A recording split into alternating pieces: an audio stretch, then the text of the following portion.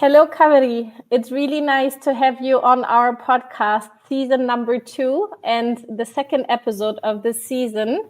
Thank you so much for joining us today. Hi, Amira. Thank you so much for having me with you all today. And we are happy to be a part of your video podcast. Thank you so much. Kaveri, you are working for the Indian organization called CIVIDEP. You're located in Bangalore, and we very recently met in Berlin. This is how we ended up recording this episode together, because we shared the stage at a panel discussion which centered around matters of female health, gender health in different countries, amongst them Bangladesh, India, and Indonesia.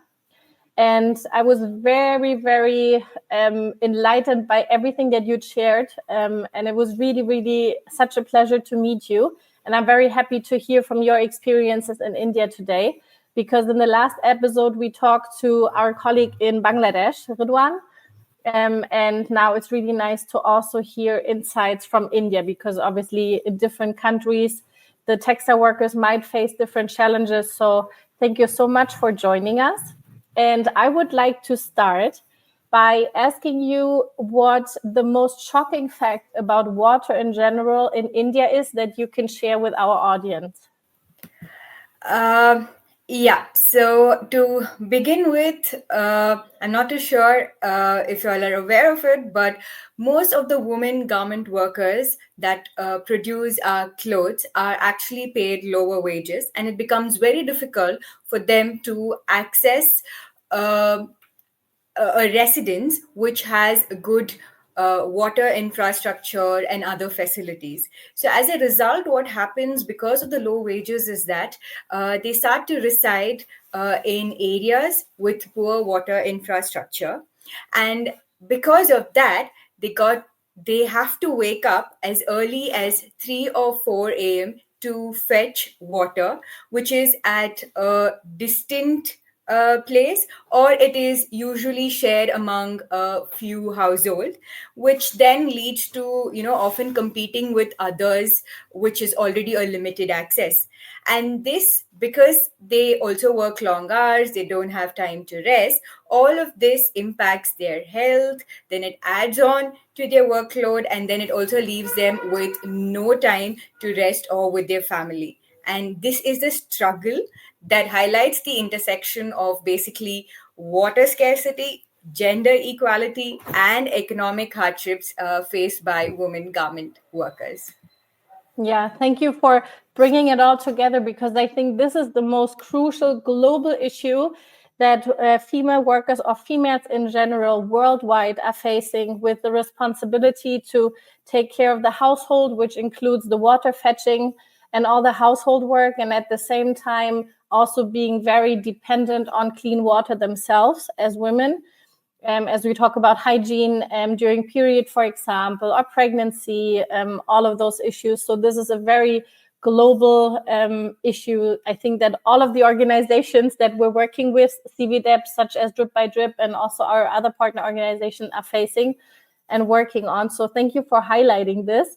And it's the perfect introduction, or the perfect lead to the question that our former guest on the last episode, Ridwan from Bangladesh, posed for you.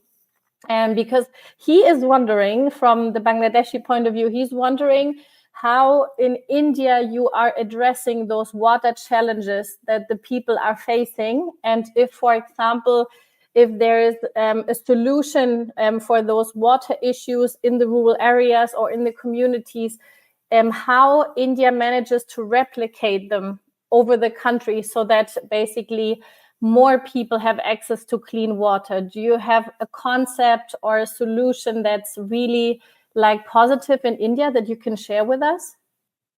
Yeah, so what in India, what people are doing is basically right now, if you've also observed, the previous summer that we had, we faced a lot of issues with regard to water. There were places in the place that I reside, which is in Bangalore. We also had, water scarcity. We did not have water available. We had to use the bare minimum, and we also had our own struggles.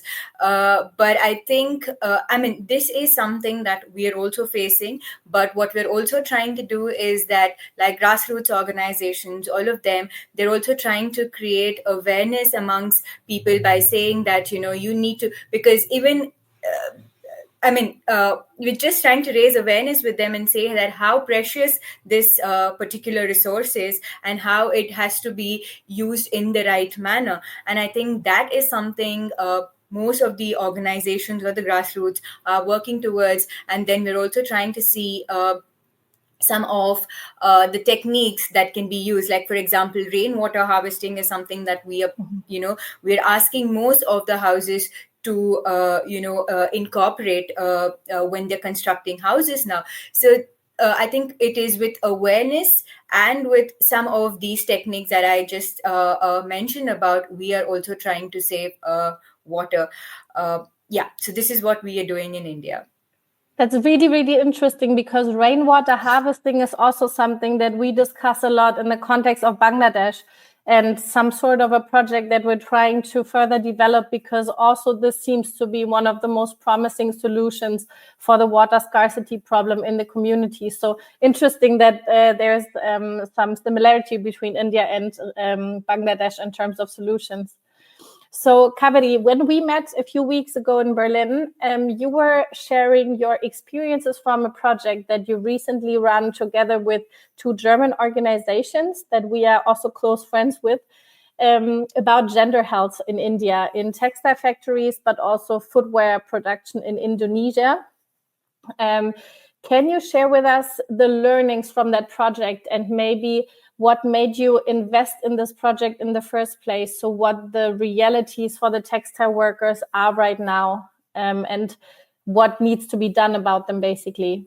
Yeah, so before I move in to the part where we talk about the research and the research findings, I think it's important to give like a brief overview of what the sector looks like and why did we look at health and safety. Yes, please. So basically the garment sector that's there in India, it basically employs millions of workers. It provides employment to a lot of women who are from single household. But what really happens is the working conditions are poor. Like they have high production target, and then they work long hours, overtime hours, just to meet those high production target. And then when they don't meet the high production target, they are they face verbal abuse and they face harassment at work. All of this over time, we've seen that has an impact on both their physical and mental health. And that was something that we wanted to understand from workers themselves, as to what are the health issues that they face when they work in an industry of such manner. And then we also realized that they also do household chores, because it is a patriarchal country and women are supposed to do these unpaid care work. So we wanted to understand how this dual the dual manner of work that they have, the dual nature of work at the factory, work at home, how they're managing their health with. And that is what led to this project on understanding what is the health issues workers have, what is their access to healthcare.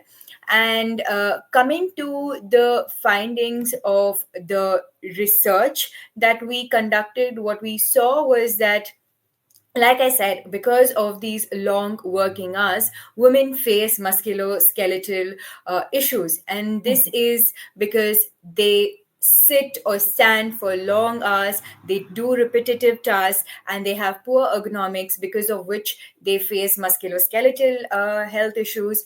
Then they also face nutritional deficiency, because there's food insecurity, and then there's low wages. They also have reproductive health issues, such as menstrual health issues, abnormal white discharge, urinary tract infections. All of these are common, and this is often linked to the poor working conditions, where because of the high production targets, they are unable to take a toilet or a water break.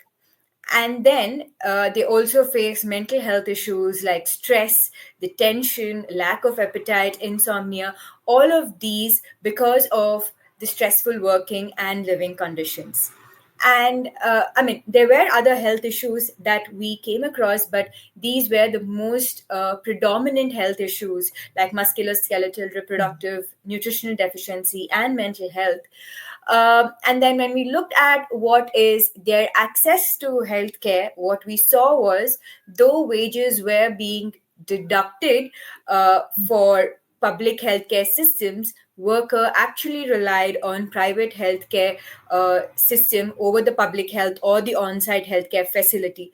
And the main reason for that was the ease with which they could access the private clinics, and also the quality of the treatment that was available there.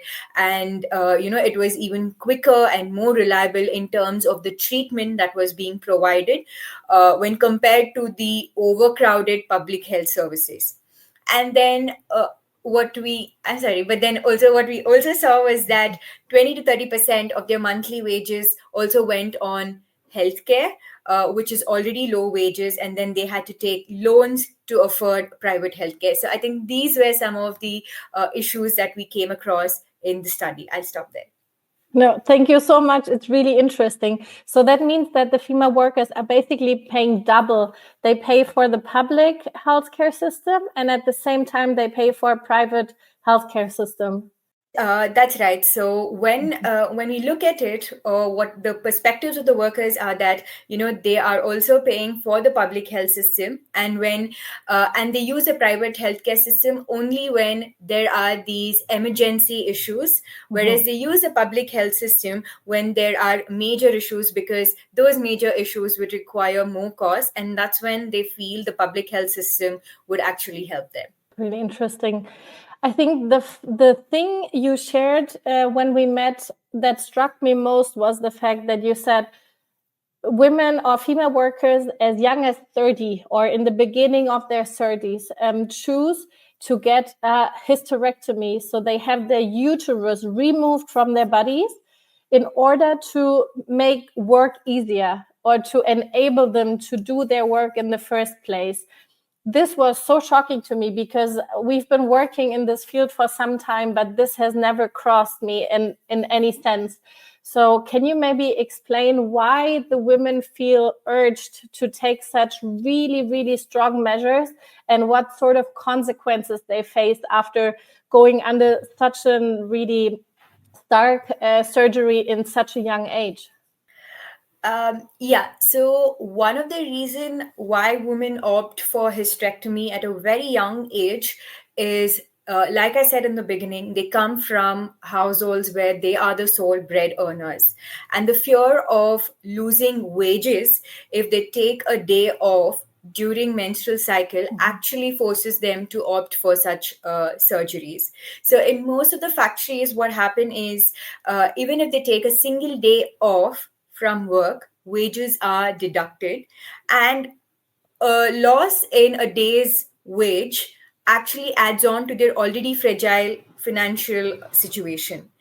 And then they're not able to take care of their families. So in order to avoid this, many women actually opt for hysterectomy as a solution. And also what happens is, the lack of toilet and water breaks, like I said, because of the high production targets, they're not able to take these breaks, which then leads to dehydration, infections, reproductive health issues. And also, some of these factories don't have like a clean and hygienic sanitation facilities. They don't have access to clean drinking water. All of this, which actually worsens their health. And because of sheer desperation, and also the lack of support that they receive, what they do is they take such measures. And this sort of shows how powerless these women are, because they're the sole earners. They need to maintain this job, and the fear of being perceived as unproductive by their employers, actually, and then being harassed in front of your other co-workers because you're not able to meet the production target when you are menstruating, when you're weak, actually leads them to take such steps. But what also happens is that they fail to realize, or they lack that awareness that removing of the uterus at a young age can lead to other health complications, like, for example, hormonal imbalance, early Mhm. menopause, osteoporosis, cardiovascular diseases, and mental health issues. And yeah, I think the lack of awareness is something that leads them to taking such drastic step, and also the poor working conditions in these factory drives them to take such harsh steps. And therefore it's necessary for all the stakeholders to come forward and make sure that the working condition is being improved, the purchasing practices are being Mhm. improved, so that women can take care of their lives and their health. Yeah, thank you so much for sharing this with us. It's crazy. So now we talked about the situation for the female workforce, but also India, as you've mentioned before, is facing severe climate disasters, and climate change is very apparent in India. What's your feeling? How will the whole textile sector in India develop over the course of the next 10 years in light of climate change and climate disasters? I think when we are looking at climate change, it definitely has an impact on the textile industry as well. So, what happens is when there is a rise in temperature, then that leads to extreme heat stress amongst the workers, and more so amongst the women workers. Like, for example, poor working conditions, lack of ventilation, limited access to clean water, all of these actually lead to dehydration, fatigue, Mhm. reproductive health issues, infections, and other skin diseases, like I'd already mentioned. And these harsh working conditions not only affect their well-being, but it also has an impact on the productivity. Like, the productivity is being reduced, and when that happens, it also leads to wage deduction, harassment, and job insecurities. So, Mhm. for workers who are actually earning low wages, it'll become very difficult to afford medical care, which is caused because of climate change, and then the impact of climate change on their body. So, what I would say is that the industries need to adopt more Mhm. sustainable, worker centric measures, so that they can improve the working conditions, which will then lead to improving the health of the workers. So, climate change does have a lot of impact on the textile industry. Thank you. So, Kaveri, what if that's a question I also asked our partner in Bangladesh? It's a very utopian question. What if we would stop producing new clothes entirely today, or consuming them in the first place, which means that obviously they wouldn't have to be produced anymore? We know that each year more than 100 billion new clothes are being produced, which basically we don't need, because we have enough clothes on the planet to clothe or to care for all of us. So what's your idea? How would India change? Would it be for the better in terms of the situation of the female workforce in the textile sector, or would it be a complete disaster for the economy and obviously the communities in India? Yeah, so to answer that question, like, for example, if the global garment industry actually stops its production, then of course there is going to be an end to the exploitation that the workers face, be it men or women. But that will also result in millions of workers and their family losing out their primary source of income. And like I already said, these are all sole earners, and then these families will not have any other employment option, because these women think that this is the only employment option available to them, and so they would just be unaware of the other sectors that they can go and work. So, a more practical and sustainable approach would then be, for all of us, is to improve the working conditions, how is through fair purchasing practices. And how can a fair purchasing practice happen is only when all the stakeholders in the supply chain, like for example, the brands, the management, the factory management, the government, the multi stakeholder initiatives, trade unions, all of them come together and work towards that common vision of improving the living and working conditions of workers, then uh, a lot can be achieved. So, this is how I would answer that question. Yeah, that's great. Thank you. That's basically the same answer that we also received from our partner in Bangladesh. he said the same thing, because this is what obviously we're discussing a lot in Western context of like, what can we do? Should we just stop consuming new clothes and just buy secondhand? But then at the same time, obviously, a lot of brands who are trying to produce very sustainably and paying extra wages and making sure that they are being a reliable partner also for the supplies in the global south, they say that obviously they are creating jobs, and that's really important for the people or for the community. So it obviously needs a balanced approach, which seems to be really hard to be achieved because everybody needs to work together, and this is hard, basically. So, Kaveri, what I wanted to ask you also is that India obviously is part of the BRICS countries, which is a new kind of network of countries that are economically evolving and gaining power politically and trying to form a more balanced power structure to this whole Western supremacy, and trying to bringing the South, the view of the global South more to the global political agenda and supporting their countries. Do you have a feeling that for the global textile industry, this is beneficial? That, for example, China, which is a huge textile producer as well, and India could form alliances in order to become more powerful in terms of negotiating with Western brands and companies? Could this help?